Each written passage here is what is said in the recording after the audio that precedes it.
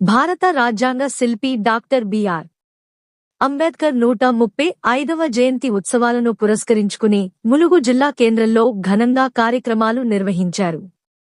జిల్లా కేంద్రంలోని బస్టాండ్ కూడలి వద్ద ఏర్పాటు చేసిన అంబేద్కర్ విగ్రహానికి జిల్లా కలెక్టర్ దివాకర టిఎస్ పూలమాల వేసి నివాళులర్పించారు. ఈ సందర్భంగా అంబేద్కర్ సేవలను స్మరించుకుంటూ ఆయన చూపిన సమానత్వ మార్గంలో ముందుకు సాగాలని కలెక్టర్ పిలుపునిచ్చారు.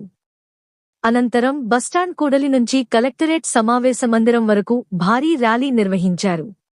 ర్యాలీలో ప్రజాప్రతినిధులు, అధికారులు, యువత, విద్యార్థులు పెద్ద సంఖ్యలో పాల్గొన్నారు. ఈ కార్యక్రమంలో జిల్లా అదనపు కలెక్టర్, స్థానిక సంస్థలు, Sampath Rao, municipal chairperson Chintanipula Chandrakala, vice chairperson Ayesha Begum, RDO Venkatesh, DSP Kishore, ఉత్సవ కమిటీ అధ్యక్షుడు, కార్యవర్గ సభ్యులు, ప్రజాప్రతినిధులు, సంబంధిత అధికారులు తదితరులు పాల్గొన్నారు. అంబేద్కర్ జయంతి సందర్భంగా జిల్లా కేంద్రం మొత్తం వేడుకల వాతావరణం నెలకొని ఆయనకు నివాళులర్పిస్తూ పలు కార్యక్రమాలు నిర్వహించడం విశేషం.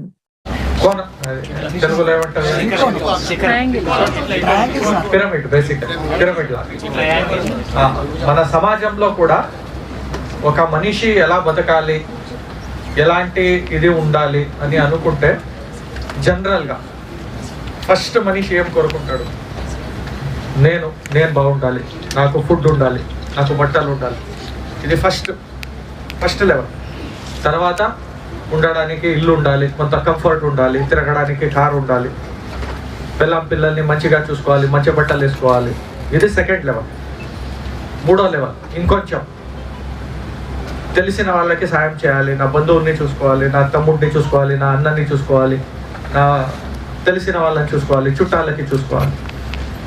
దానికంటే ఇంకా ఒక ఎత్తు, వీళ్ళు కాకుండా మాకు పరిచయం లేని వాళ్ళైనా మా ఊర్ల వాళ్ళు, ఇంకొకళ్ళు, నా రక్త సంబంధం లేకపోవచ్చు, నాకు తెలిసిన వాళ్ళు, ఊర్ల వాళ్ళు, వాళ్ళకి హెల్ప్ చేద్దాం, వీళ్ళకి హెల్ప్ చేద్దాం, వాళ్ళని ముందుకు తీసుకొద్దాం, ఇంకొకటి తీసుకొద్దాం.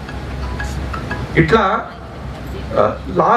లాస్ట్ అనేది సెల్ఫ్ యాక్చువలైజేషన్ అంటారు. అంటే అది చాలా కొంతమంది అది రీచ్ అవుతారు. అన్నీ వదులుకుని ఒక సమాజం కోసం, ఒక హ్యుమానిటీ కోసం, మానవ తరమే ఒక స్టెప్ ముందుకు వచ్చేలాగా పనిచేస్తారు. ఇప్పుడు ఆ ఒక కాలంలో ఒకళ్ళకి నీళ్లు కూడా ఇవ్వకుండా, మీరు ఇక్కడ ఉన్న నీళ్లు కూడా తాగకుండా ఉండాలి అనే కాలం నుంచి అన్నిటినీ ధిక్కరించి ఆయన చదివి, అందరికంటే ఎక్కువ చదివి, అందరికి ఇప్పుడు ఒక ప్రపంచానికి ఆయన ఒక మార్గదర్శకంగా ఉన్నారు. అట్లాంటి ఆయన ఎంత స్ట్రగల్ చేసి ఉండొచ్చు. ఈరోజు మనం ఏమనుకుంటాం, ఓహో హాలిడే వచ్చింది, సెకండ్ సాటర్డే, సండే, మధ్యలో మండే మాత్రమే ఉంది, ట్యూస్డే మళ్ళీ 14 ఫిబ్రవరి ఎలాగో హాలిడే, ఒకరోజు హాలిడే వేసి వెళ్ళిపోదాం, 4 రోజులు తిరుగుదాం. ఇక్కడికి వచ్చింది. అందరిది కాదు, కొంతమంది సమాజం స్లోలీ డికే అవుతుంది. మనము ఫ్రీడమ్ స్ట్రగల్లో కూడా ఇప్పుడు చాలా మంది కొంత లీడర్స్ని కూడా కంపేర్ చేశారు. అది నాకు పర్సనల్గా కొంత అది కరెక్ట్ అనిపించలేదు. ఎందుకంటే ప్రతి ఒక్కళ్ళు వాళ్ళ యాంగిల్లో వాళ్ళ యోగదానంని ఇచ్చి ఉన్నారు. గాంధీ గారి యోగదానం ఇచ్చారు, అంబేద్కర్ దాంట్లో ఇచ్చారు, మిగిలిన చాలా ఫ్రీడమ్ ఫైటర్స్ వాళ్ళ దాంట్లో ఇచ్చారు. అవును, వాస్తవమే. కానీ కొందరు చేసిన పని కొంత ఎక్కువ ఇంపాక్ట్ ఉండి ఉండొచ్చు. ఇప్పుడు 2 కన్నుల్లో మీరు ఏది కన్ను మీకు ఇంపార్టెంట్ అని మిమ్మల్ని అడిగితే ఏం చెప్తారు? అట్లా 2 ఇంపార్టెంట్. అలా ప్రతి ఒక్కళ్ళు వాళ్ళ యోగదానం ఇచ్చి ఉన్నారు.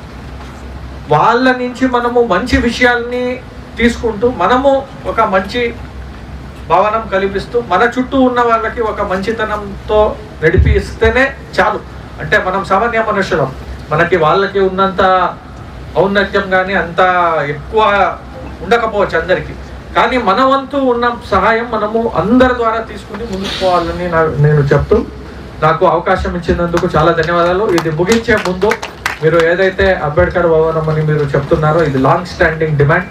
ఇంతకు ముందు కూడా ఆర్డీఓ గారు చెప్తూ ఒక భావోద్వేగంలో వాళ్ళు ఒక మాట చెప్పారు. అంటే సమస్యలు అది కొన్ని మనకి ఇప్పుడు ఫర్ ఎగ్జాంపుల్ అంబేద్కర్